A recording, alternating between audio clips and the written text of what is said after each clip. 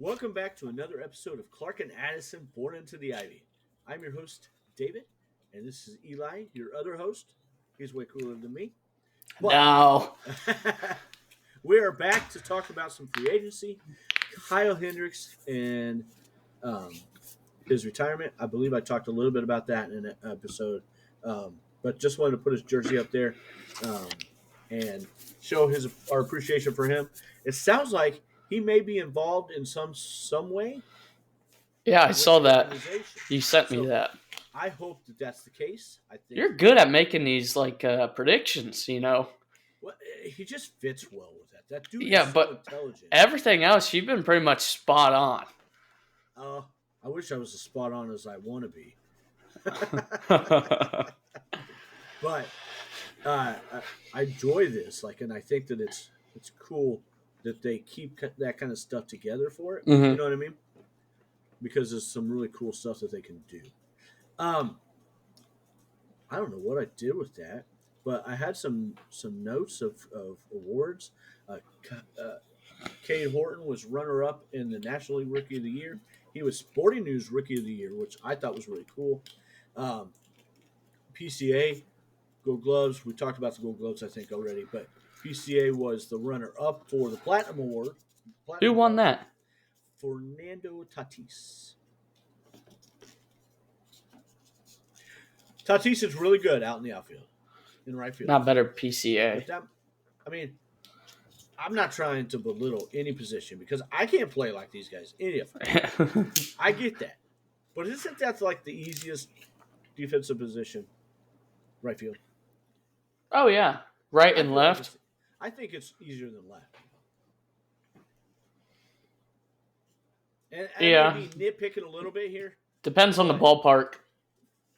fair. That's a really good point. hmm But since this is a Cubs podcast, we're going to talk about Wrigley. And I think right field is a tough place to play at Wrigley. Tougher than a lot of places, but I think left is tougher. Yeah, there's that big open gap in left. Yep. Yep. It's not nearly as big, though, when you got PCA Yeah, out there. right. Quick note, did you hear that PCA prefers to be called Pete? Like, if you're talking to him in a conversation, he'd prefer to be called Pete. Rather than PCA. Yeah, doesn't really like that. Totally gets fans and everything, like, you know what I mean? But interviews and Like stuff. if he's talking in an interview with a reporter and everything, he would much prefer to be called Pete. So Yeah, he probably just wants to be treated as a human. Yeah, I think he just wants to be just a guy. Yeah. Like the dude seems so much fun. He's Like, a very mellow dude. To know that guy, and it has nothing not because I'm a Cub fan or like that. I mean, obviously, it probably is because I'm a Cub fan. That's how I know the guy. But like, he just seems like a cool dude. Cool. Very respectful Yeah, guy. Have you listened to him talk about his pregame music? No, It's like Bob Marley and all that. that's awesome, man. He listens to mellow music before the game. That's awesome. Yeah, it's pretty Knowing cool. who his parents are, that's not too surprising. Yeah, being a California kid. Yeah, great dude though, man. So we're going to talk about free agency. We're going to talk about what we think, some of the things that we think the Cubs might be into, and then we're going to come back and talk on the next episode in a couple of days, and kind of drill down a little more and talk about trade targets with that.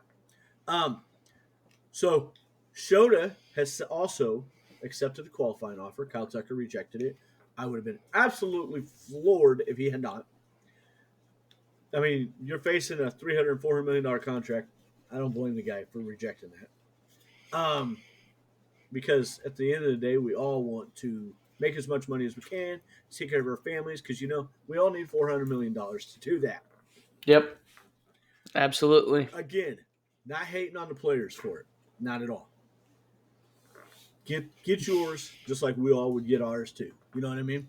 Mm-hmm. But good Lord. Man, that's awesome for him. It ain't going to be with Chicago, though. Kyle Tucker's not staying with the Cubs. And in many ways, I feel like that really sucks. But it's not a shock at all. So I think that we all need to stop trying to pretend like it's a shock and just accept it for what it is. I think you're kind of excited about what they can do with that other money. Oh yeah, I'm excited to see what they do. So with Shota accepting the qualifying offer, this now gives the Cubs, I believe it is, 7 starters, guys capable of starting. I don't think it's 7 full starters, but it's 7 guys who are capable of starting. Oh no, I think I just messed that up. Oh well. 7 guys who are capable of starting, and then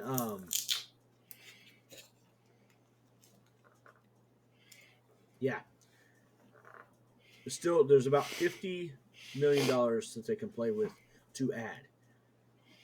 So they need to reload the bullpen. There's not much there, and same with the bench, really. You know what I mean? Mm-hmm. So they have Matthew Boyd, Cade Horton, Jamison Tyone, Colin Ray, Javier Assad, Justin Steele, and then add Shota. I'm still very, very hopeful that they're going to add another starting pitcher. But with Shota being $22 million, I would guess that comes via the trade market. I'm hoping that that's the case, and that they don't just scrap that idea. You know what I mean? At this point, I think the guys that would be possibilities for that are Dylan Cease, Framber Valdez, wrong one.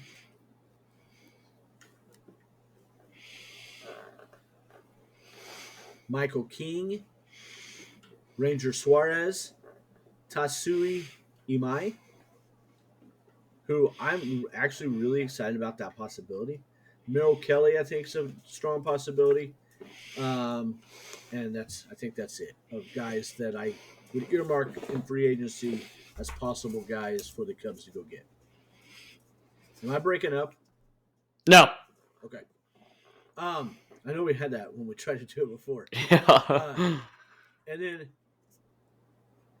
yep, no, not that guy either. Okay. Bullpen guys that I think are possibilities are Edwin Diaz, but I think that's an absolute long shot. I really don't want him to put that much money towards him, because I just don't think that it's going to be worth it. Devin Williams is a guy who intrigues me. I don't know about you. Part of that is because he's pitched for our manager, Craig Counsell. Mm-hmm. Part of that is because he's got a 4.79 ERA last year. But his FIP, which is fielding independent pitching, was 2.68.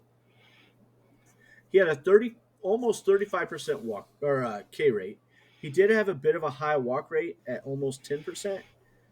His ground ball rate was 44.6%, which isn't terrible, but I'd like to see it down a little bit more. But the way that Wrigley's been playing, it's probably not all that bad. You know what I mean? It's a good strikeout rate. We need guys who can come in and whip batters. I think that Devin would maybe be more inclined to do it if he was definitely going to be the closer, at least to start the season. I don't really have a problem with the guy who's got a pretty good track record for that. You know what I mean? Being Right. promised that. Mm-hmm. No.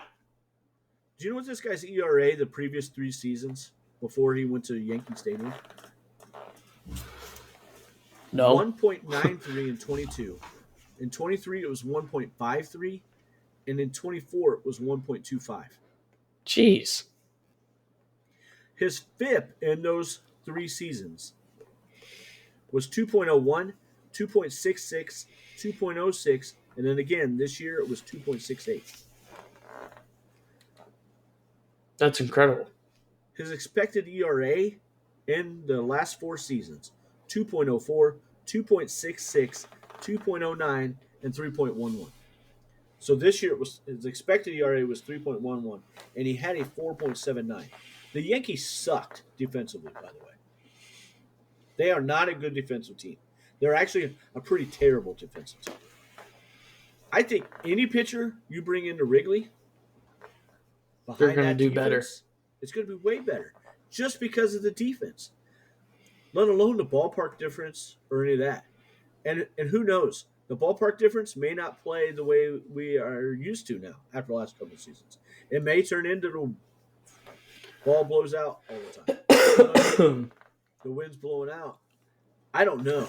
Nobody knows. But I know that this is a kind of guy, unless he gets too expensive, as a good shutdown closer, I think is worth trying to get on a 1 or 2 year deal. What do you think? Say that one more time. Sorry, I was looking at some of the free agents. Are you good? I think that he's worth trying to sign to a nice deal, don't you? Oh yeah. Devin Williams. Oh, yeah. I don't think they're going to shop in the high end of, like, they're certainly not going to be in the high end of free agency for relief pitchers. But I feel like this guy may be a mid-level guy. I agree. He'd be great, especially if we don't get Brad Keller. So Brad Keller, I heard rumors about some teams are talking about him as a starter, possibly. And if that's the case, I think the Cubs are out. Mm-hmm. Because they don't need another possible guy for that. They need somebody like a definitely high-end starter. If Brad Keller, I would love to see them sign Brad Keller at 2 years, $20 million. I think he's worth putting $10 million into for the bullpen. Oh yeah. And that would bring us to $41 million. But I'm 100% good with that. That's, again, if they're trying to get to like that 235 to 240 million. You know what I mean? Mm-hmm. Devin Williams is projected on MLB trade rumors 4 years, $68 million.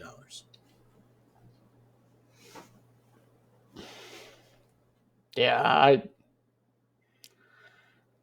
That's $17 million a year. If you signed him for that kind of money, there's no way you could sign Brad Keller at $10 million. Right.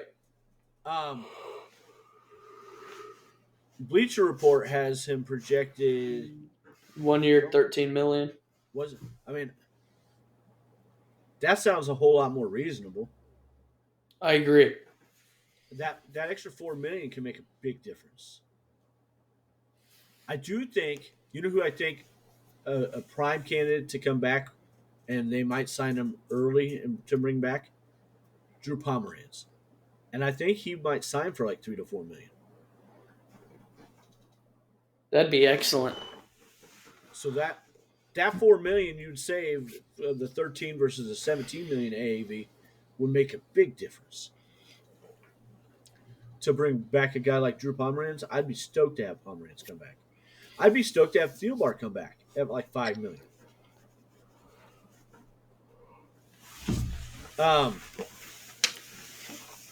But of the high end relief pitchers, he's really the only one I would want, I guess. I would be interested in guys like Pete Fairbanks, Kyle Finnegan, Luke Weaver, Seranthony Dominguez, depending on the prices. You know what I mean? Right. Mm-hmm. Finnegan's not going to miss bats. And if it was a guy like Finnegan, I wouldn't want him to come in and be the closer. That may be what he's looking for. I don't know.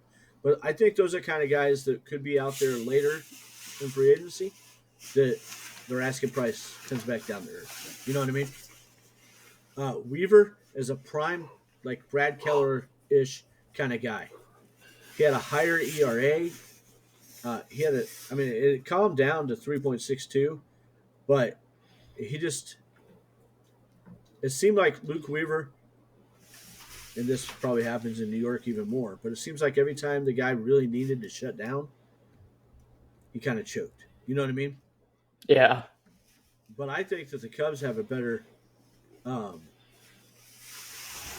pitching infrastructure, and I think that they would kind of get that back in line. And again, man, all these guys are going to have really good, much better numbers on a general basis pitching behind the Cubs. Pete Fairbanks is a guy that I think could, but he doesn't miss bats as much. So those are things aren't as great for him. I think Seranthony Dominguez does miss bats a little more.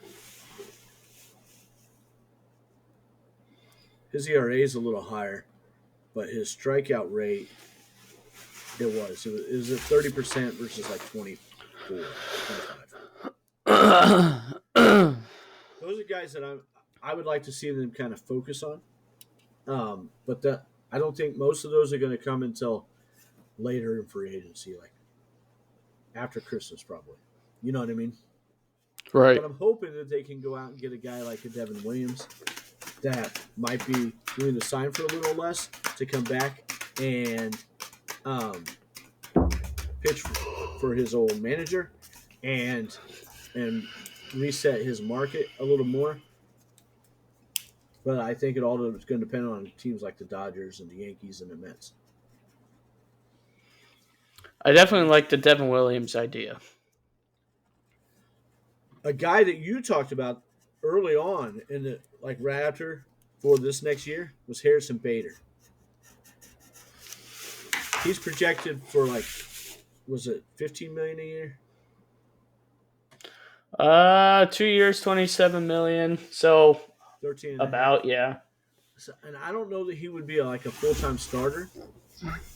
I don't know that I would want to bring him in to supplant one of the younger guys completely. You know what I mean? Uh-huh. But this is an option I had, or a thought that I had. If we're wanting to upgrade the roster, and I think we should need, I know that the Cubs brass, the executives, both Carter and Jed Hoyer said that they're going to be focused much more on pitching than offense. But a part of that, I truly believe, is because of financial restraints. They're not going to be able to spend like the big market team that they are because I don't know why. Because Tom's a freaking tightwad.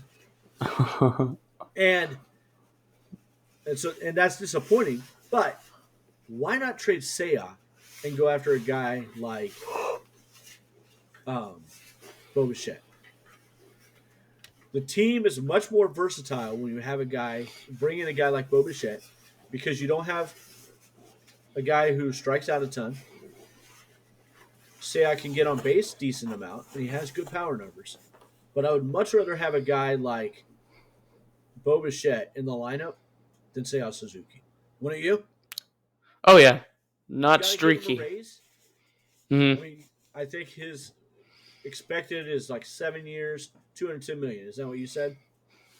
I think so. 7 years, 210. Yes.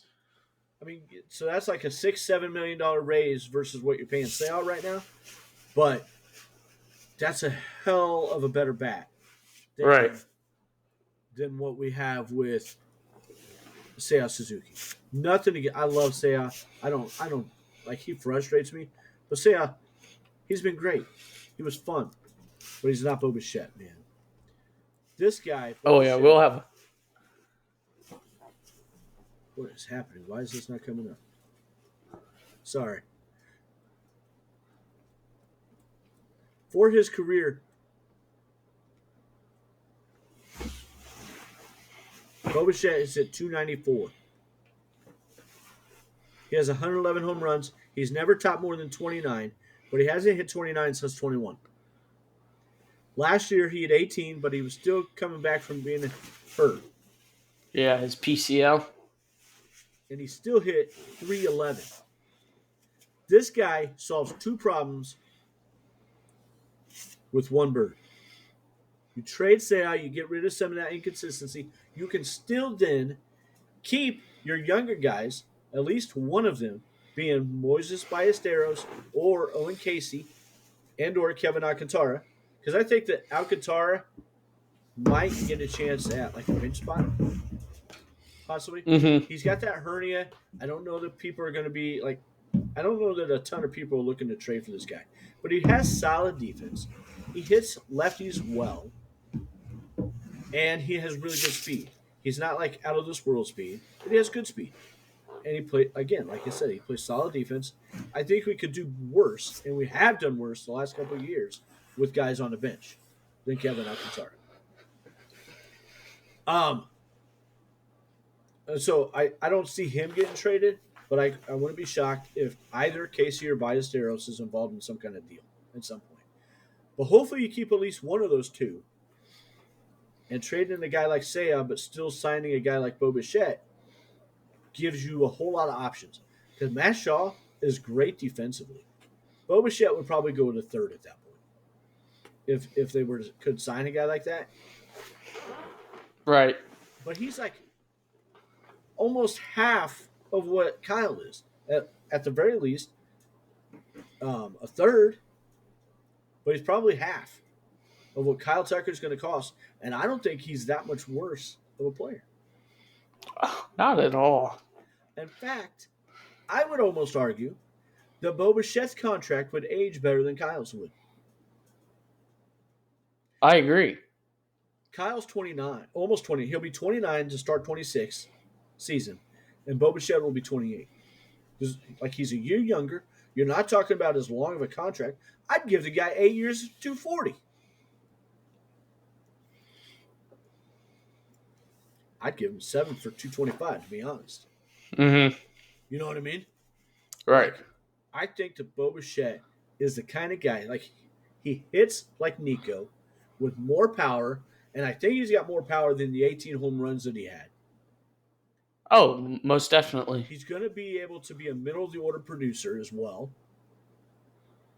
And he plays solid defense. At least at 30 would, I think. I guess I'm looking at his defense. It wasn't as solid this year. His defensive WAR was down. But still, man, this guy, I mean, he's really good. And I think his defensive WAR would go up playing third base and shortstop, especially playing beside a guy like Dansby Swanson. Dansby Swanson makes all these guys better around him as well, just like Pete does out in center. Again, I mean, if we put Bo Bichette at third base, we can most definitely put Matt Cho at right field. With as good as his glove is, I think he could do it. Yeah. And with his speed. If you had to pick, and I get that this is a sucky having to pick, but if you had to pick, would you rather keep Moses Ballesteros or Owen Casey? Oasis. Same. Because I think his bat is just better. He's way more consistent. Power out of Owen Casey, for sure. But we don't want power. And Owen Casey, like, both of them are supposed to be quote-unquote suspect defensively. Ballesteros, it's more about just at the age he's at and being a catcher. Like, there's so many idiosyncrasies. So let's keep him on the roster to learn some of that and maybe spell the other guys at times, or the other guys can play DH on occasion and get a little more rest, but keep their bat in the lineup, Amaya and or Kelly. And then go from there and see how that works. Because I think Ballesteros is just starting. I think that bat, especially in Wrigley, is going to hit really. It's going to hit well because he hits nice line drives that don't hover like Seiya's do. You know what I mean? And nothing against Seiya. Like, I just think Wrigley's a bad spot for Seiya, to be honest, because the guy's got so much power and he hits the ball so hard with so much power that the ball just stays up. Where I think Ballesteros, it's more of a line drive that bloops in, or if he does hit that hard, it gets to the gap faster. You know what I mean? Right. So, I just think that this is a better lineup, and I really hope that they listen to this, but y'all know they ain't going to, and that's okay. But it's just a much better lineup, and you're only adding like $6-7 million a year that way. And I think Seiya Suzuki, he has a no trade clause. I acknowledge that, but I think he would be very open to the possibility. He'd probably be bummed, but I think he'd be open to the possibility depending on the team that he was being traded to. I'll shut up and let you talk and tell me if you think I'm crazy or if you really like this idea for the lineup. I'm just trying to think what we could trade him for. I know the Dodgers would really like to have him. Honestly, man, I would want to trade him for pitching or to screw the Dodgers. Don't trade him to the Dodgers. We can get something good. Lower level minor league. Well, like Glanslow or whatever his name is. For Glasnow. For Cubs Seiya? would. The Cubs would, I think. Uh huh. But there's no way the Dodgers are going to. You don't I think just- so? No. I think they'll listen to Shohei Otani. I don't think the Dodgers are going to. They may trade him for like minor leaguers Mm-hmm. for him, but I don't think they're trading from their major league. They're not looking to subtract from that pitching staff. They're looking to add to it, and they're going to. Now, I already saw a thing that said that they're in the market for relief pitchers, closers. That team. I hate that team, I do man. too. And so Kyle, what is your prediction where Kyle's going to go? Blue Jays. I think you're right on the money, Yeah, that's what I think. especially since Bo Bichette's not signing with them this year. I think that Kyle Tucker has a 90% chance of going there. So, if the Blue Jays do not sign Kyle Tucker, I do think they'll keep Bo Bichette. But I don't think that they'll keep both of them. Uh-huh. Right. And so, honestly, that's where I want them to go, and that's where I think he goes. The other possibility, I don't think that the Yankees and Red Sox will get him. I don't think they'll go quite as high as the Dodgers and the Blue Jays will. Dodgers, I think, are the second most serious contender for him. If that's the case, though, and he doesn't go to the Red Sox, I think the Red Sox would blow Kyle Schwarber up. Oh, yeah. And I love the nostalgia part of bringing Kyle Schwarber back to Wrigley. I just don't think that it makes as much sense as a guy like Bo Bichette. Because I think it's the same problem as with Seiya, only worse defensively. I love Kyle, but the dude is not a defensive player. No. And same with Pete Alonso. Because you're not going He to lost that privilege on the Cubs, actually. Seiya. No. Kyle. Yeah. Yeah. Like the same thing with Pete Alonso. I just I don't think that it adds. Like, he's not a great defensive player. He's a great hitter and a masher, but I think the Red Sox get one of those two guys at that point: Pete Alonso or Kyle Schwarber. I want them to make moves now. I'm excited to see where I don't think these he's players gonna go. Start until they do the winter meetings here in about. I think it's in 2 weeks. Right, but still, I want If it to start happen to now. See some things now that the qualifying offers have happened.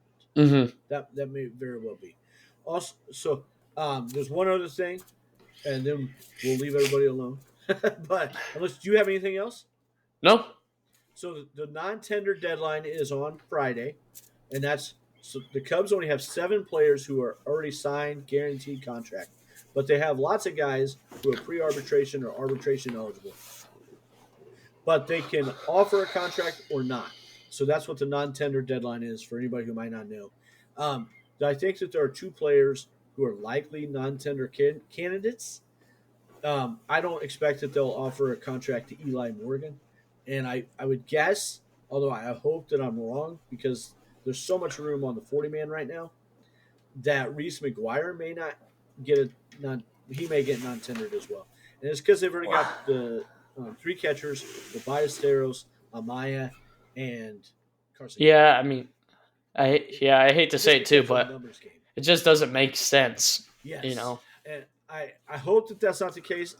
Part of me wants I would love to see Reese be brought back in at AAA, but the dude is deserved after the season he just had. He deserves a chance at being a full-time starter, Right. or maybe not even full-time, but he deserves a major league roster spot, and the Cubs can't give that to him right now, and that's unfortunate. It sucks because the dude was amazing this year. I don't care what his numbers look like; he did a fantastic job. It was just absolutely awesome, and he had some huge hits, and he played really good defensively, and he did a great job with the pitching staff. So, kudos to him if that's the case. Happy trails. I'll always be a Reese McGuire fan, and I'll root for him as long as he's not hitting against the Cubs going forward, because the dude found a special place in my fandom heart this year. Like Carson, I like Carson Kelly. I like Reese McGuire more, and if I could pick between them, I'd pick Reese. Really? Carson. I guess like Carson Kelly strikes out a lot, but I love Carson Kelly. I'm not trying to I love Carson Kelly defensively so much. Yes, Carson Kelly is incredibly underrated defensively, but I think McGuire is too. And I think McGuire does just as well as Kelly does. And again, I'm not trying to disparage one or the other because I think they're both really good. And I think the Cubs, frankly, are really lucky to have either of them, let alone both of them, on the roster, teaching Ballesteros and Amaya. And I think Amaya has already taken that step. But man, it never hurts to continue to learn from guys like that. And you could tell Carson Kelly had a great tutor before when he was coming up. With, right. That crackhead, Yadier Molina. Can't stand him because he played for the Cardinals, but man, was he a great, great catcher. He was. Awesome. Thank you very much for joining us. Don't forget to like and subscribe on YouTube. Like and subscribe on your podcast. And make sure you leave a comment, especially on YouTube. But leave comments everywhere. Tell us what you think. Come and join us every episode. And don't miss out on them. And that's why you need to subscribe.